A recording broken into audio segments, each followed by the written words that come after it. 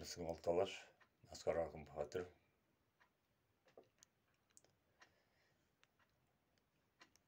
Жігіттің төресі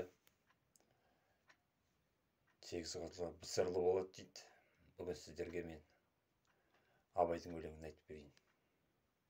Желсіз түнде жарқай деген. Желсіз түнде жарқай, сәулесі суда дірілдеп,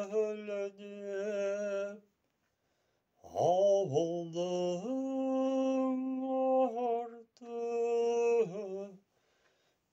терең сай, тасыған өзен көрілдеп, ауылдың арты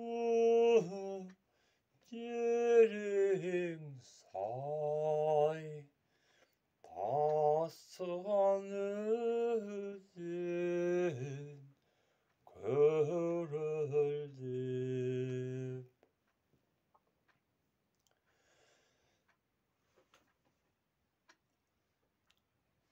Қалың ағаш жапырағы сыбырласып өзді-өзі,